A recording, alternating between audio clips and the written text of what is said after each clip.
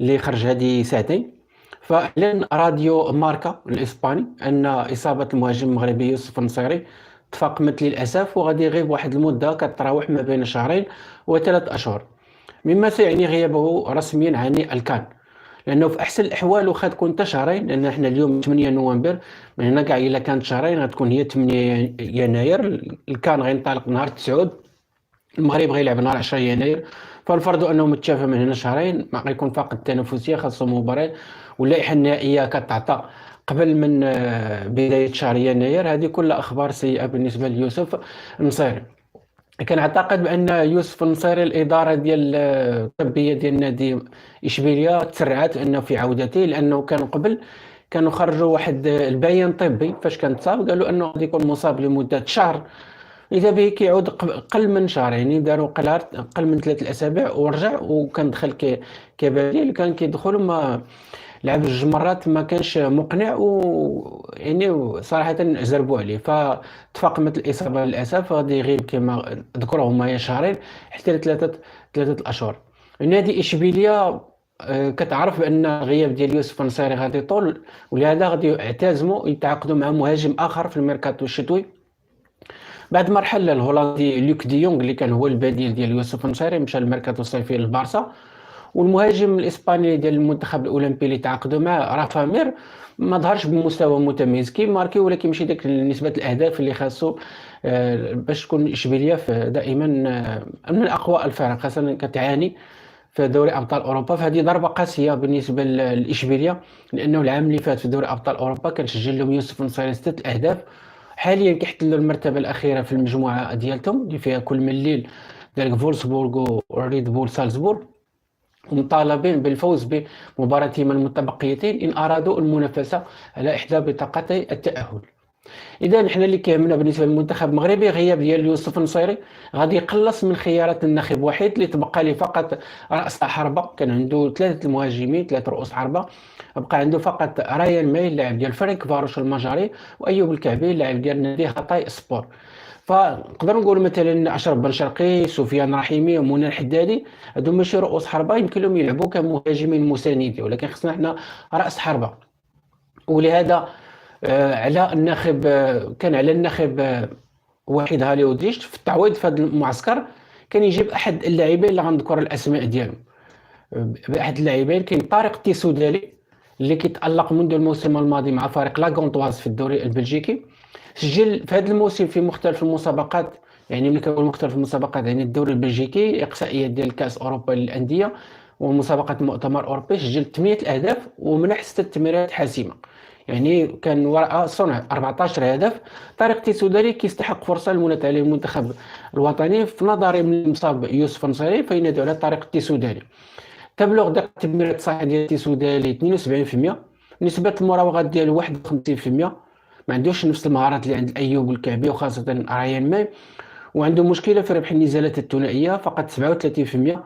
وهذه النسبة كتنخفض في النسبة كتنخفض في الثنائيات العالية، كيربح يلاه 23%، ولكن كيبقى كمهاجم بديل، خاصة أنه أمام المرمى في المربع اليمين كاين مهاجم اللي كيبين على العلو والكعب ديالو، على الفعالية ديالو. فعلى الأقل يكون عندك واحد المهاجم بديل، ما يكونش عندك فقط مهاجمين. ما يدارش نفس الخطأ اللي كان دار مثلا الناخب إيرفي رونار في كان ديال 2019، دا مع اللاعب خالد بوطيب كان مصاب ودا معاه، فكان عنده فقط غير يوسف النصيري اللي كان كيلعب به. كاين كذلك يوسف العربي مهاجم نادي اولمبياكوس اليوناني اللي غاب على لوح المنتخب المغربي منذ شهر مارس الماضي. كان قال في الندوه الصحفيه ديال معسكر يونيو بانه عنده واحد ما جاش عنده مشكل مع القضاء الفرنسي، بل هو كان واحد قال بانه غيدير شي عمليه جراحيه وانت ما بقيناش كنشوفوا.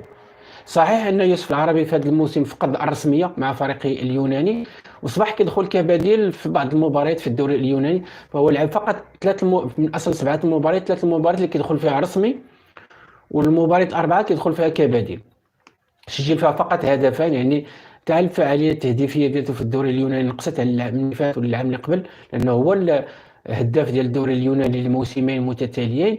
ولكن في مسابقه دوري ابطال الدوري الاوروبي اوروبا ليغ باقي كاين الفعاليه، فلعب 4 المباريات سجل فيها 3 الاهداف.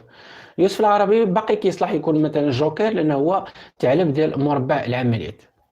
كاين واحد الحل آخر مثلًا طارق التيسودالي مثلًا ما قنعوش أولا يوسف عربي ولا مجرد لاعب احتياطي، المهم هذه كتبقى دائمًا خص واحد يجاوبنا على هاد الأسئلة. كاين حل آخر يعني اللي غادي نقترح عليه، وهو أنه خاص يختار شي مهاجم هداف من المنتخب الرديف للكان، لأن الكان ما بقى ليه والو. في نظري خصو يشوف شي مهاجم مزيان في المنتخب الرديف، ولكن شريط تألقه في البطولة العربية.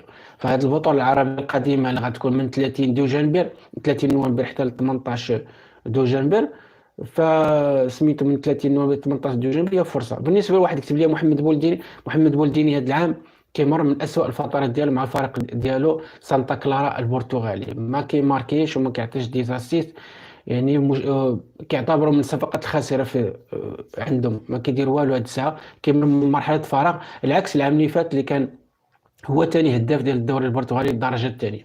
نرجعوا للمهاجمين ديال المنتخب الرديف، قلت ان خاصو يختار واحد من المهاجمين اللي غيتألقوا في البطولة العربية، خاصهم غادي يواجهوا منتخبات عربية بالمستوى الأول اللي كيلعبوا المنتخب ديالهم الأول.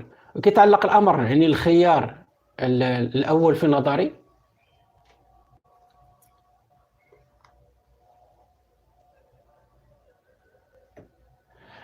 سمحوا لي بقى واحد المشكل ديال لا كونيكسيون.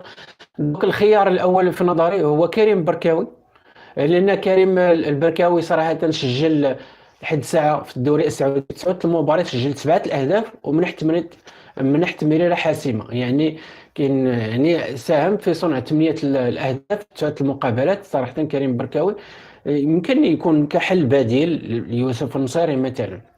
وكاين كذلك مهاجم الاتفاق السعودي وليد أزارو اللي سجل هدفا مع المنتخب الرديف ضد غامبيا، ولكن للاسف وليد أزارو هذا العام مع الفريق ديالو الاتفاق السعودي تراجعت الفعاليه الهجوميه، فهو سجل فقط هدف وحيد ومنح تمريرات حاسمه في 10 مقابلات، يعني الفعاليه ديالو التهديفيه في الدوري السعودي ناقصه مقارنه مع كريم بركاوي. ولكن حنا غادي نشوفوا في البطوله العربيه الى ظهر بمستوى واعر كان هو الهداف ديال المنتخب المغربي هو او مثلا اللاعب الاخر كريم بركاوي، فواحد فيهم خاصو يكون يحضر في الكان. هادو هما الحلول اللي كنقدر نقترحوا على الناخب وحيد هاليوديش، لان الكاس العربيه هي المقياس الحقيقي لمستوى هذين المهاجمين، خاصه انهم غادي يواجهوا منتخبات يعني الاولى ديال السعوديه، وكذلك السعوديه والاردن وفلسطين.